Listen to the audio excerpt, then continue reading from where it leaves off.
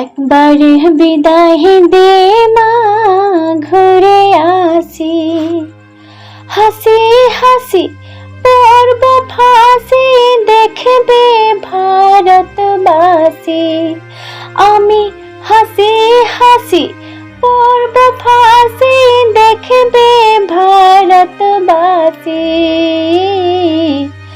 একবার বিদায় দে মা, ঘুরে আসি।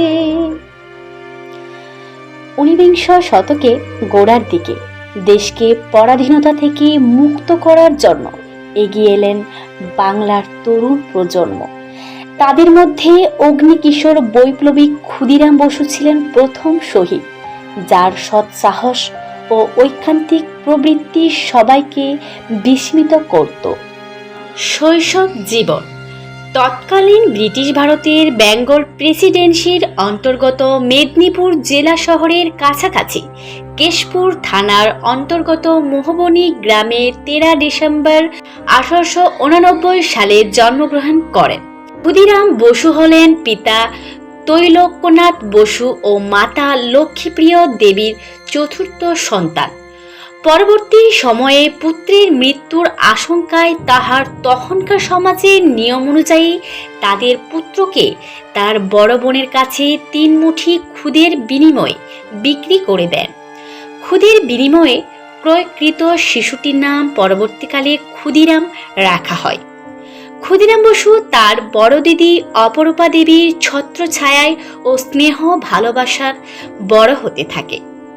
অপরূপা দেবীর স্বামী অমৃতলাল বাবুর চাকরি ক্ষেত্রে স্থান বদলি হলে ক্ষুদিরাম বসুকেও এক জায়গা থেকে অন্য জায়গায় ঘুরে বেড়াতে হতো। কৈশোর জীবন। ক্ষুদিরাম বসু প্রাপ্তবয়সে পৌঁছানোর অনেক আগেই একজন ডানপিঠে বাউন্ডুলে রোমাঞ্চ প্রিয় হিসেবে পরিচিত লাভ করেন। কিন্তু 1902 থেকে 1903 খ্রিস্টাব্দকালে যখন বিপ্লবী নেতা শ্রী অরবিন্দ এবং সিস্টার নিবেদিতা মেদিনীপুর ভ্রমণ করে জনসমক্ষে বক্তব্য রাখলে সেখানে উপস্থিত তরুণ ছাত্র ক্ষুদিরাম বসু বিপ্লবে অনুপ্রাণিত হন এবং স্পষ্টভাবে তিনি অনুশীলন সমিতিতে যোগদান করেন। 1904 খ্রিস্টাব্দে ক্ষুদিরাম তার বোন অপরূপার স্বামী অমৃতলাল বাবুর সাথে তমলুক শহর থেকে মেদিনীপুরে চলে আসেন। শিক্ষা জীবন। ক্ষুদিরাম বসু তমলুকের হ্যামিল্টন স্কুল এবং মেদিনীপুর কলেজিয়েট স্কুলে শিক্ষালাভ করেন। কর্মজীবন।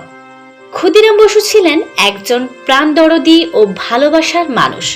স্বাভাবিকভাবেই মানুষের দুঃখ কষ্ট দেখলে তার প্রাণও কেঁদে উঠত। জনগণের সেবাই ছিল তার কাছে পরম ব্রত। প্রকৃতির নানান দুর্যোগে মানুষের সাহায্যের জন্য বাড়ি বাড়ি ঘুরে অর্থ সংগ্রহ করে 2টি অন্নের ব্যবস্থা করতেন। দেশ সেবা ও মাতৃজননী ভারত মায়ের স্বাধীনতার দাবিতে বিপ্লবী সংগঠনে যুক্ত হয়ে জীবন উৎসর্গ করেন। বৈপ্লবিক কর্মকাণ্ডের জীবন। মেদিনীপুরে আসার পরে তার বিপ্লবী জীবনের অভিষেক। তিনি বিপ্লবীদের একটি নবগঠিত আখাড়ায় যোগ দেন। 1902 সালে জ্ঞানেন্দ্রনাথ বসু এবং রাজনারায়ণ বসুর প্রভাবে মেদিনীপুরে একটি গুপ্ত বিপ্লবী সংগঠন গড়ে উঠেছিল। এটি রাজনৈতিকভাবে সক্রিয় ব্রিটিশ বিরোধীদের দ্বারা পরিচালিত হতো। ওই সংগঠনের নেতা ছিলেন সত্যেন্দ্রনাথ বসু। অল্প কিছু সময়ের মধ্যেই ক্ষুদিরাম তার গুণাবলীর জন্য সবার চোখে গুরুত্বপূর্ণ হয়ে ওঠেন। ক্ষুদিরাম সত্যেন্দ্রনাথের সাহায্যে বিপ্লবী দলভুক্ত হয়ে এখানে আশ্রয় পান। ক্ষুদিরাম তারই নির্দেশে সোনার বাংলা শীর্ষক বিপ্লবাত্মক ইশতেহার বিলি করে গ্রেপ্তার হন। 1906 সালে কাঁসাই নদীর বন্যার সময়ে রণপার সাহায্যে ত্রাণ কাজ চালান। সংগ্রামী জীবন। ক্ষুদিরাম বসু তার শিক্ষক সত্যেন্দ্রনাথ বোসের নিকট হতে এবং শ্রীমদ্ ভগবত গীতা পড়ে ব্রিটিশ উপনিবেশের বিরুদ্ধে বিপ্লব করতে অনুপ্রাণিত হন। তিনি বিপ্লবী রাজনৈতিক দল যুগান্তরে যোগ দেন। 16 বছর বয়সে ক্ষুদিরাম পুলিশ স্টেশনের কাছে বোমা পুঁতে রাখেন এবং ইংরেজ কর্মকর্তাদের লক্ষ্য করেন। একের পর এক বোমা হামলার দায়ে 3 বছর পর তাকে আটক করা হয়। 30 এপ্রিল 1908 মুজাফফরপুর, বিহারে রাতে 8:30টায় ক্ষুদিরাম ও প্রফুল্ল যৌথভাবে ইউরোপিয়ান ক্লাবের সামনে কিংসফোর্ড হত্যা পরিকল্পনায় বোমা ছুড়লে গাড়িতে উপস্থিত জনৈক ব্রিটিশ মিসেস কেনেডি এবং তার কন্যা মিস কেনেডিকে হত্যা করেন। ক্ষুদিরামের ফাঁসি। ইউরোপিয়ান ক্লাবের সামনে 3 জনকে হত্যার দায়ে অভিযুক্ত ক্ষুদিরামের বিচার শুরু হয় 21 মে 1908 তারিখে, যা আলিপুর বোমা মামলা নামে পরিচিত হয়।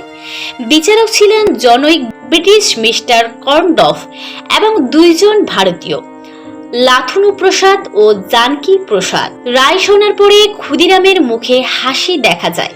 তার বয়স খুব কম ছিল। বিচারক কর্নডফ তাকে প্রশ্ন করেন তাকে যে ফাঁসিতে মরতে হবে সেটা সে বুঝেছে কিনা। ক্ষুদিরাম আবার মুচকি হাসলে বিচারক আবার প্রশ্নটি করেন। ক্ষুদিরাম তখন উপরে উদ্ধৃত কথাটি বলেন। তার মৃত্যুদণ্ড কার্যকর করা হয় ভোর 6টায়। দিনটা ছিল 1908 সালের 11 আগস্ট। সেই দিন খুব ভোরে ক্ষুদিরাম উঠে পড়লেন। ভাবছিলেন তাকে পৃথিবী থেকে চিরদিনের জন্য বিদায় নিতে হবে, অথচ সবাইকে ছেড়ে যেতে তার মন সরছিল না। কিন্তু নির্ভীক হৃদয়ে তিনি ফাঁসির জন্য তৈরি হলেন। মনের মধ্যে তিনি যেন একটা শক্তির সন্ধান পেয়েছিলেন। তাই ফাঁসির মঞ্চে দাঁড়িয়েও তিনি ছিলেন নির্ভীক। হাসি মুখে ফাঁসির দড়ি গলায় দিয়ে তিনি মৃত্যুকে বরণ করলেন।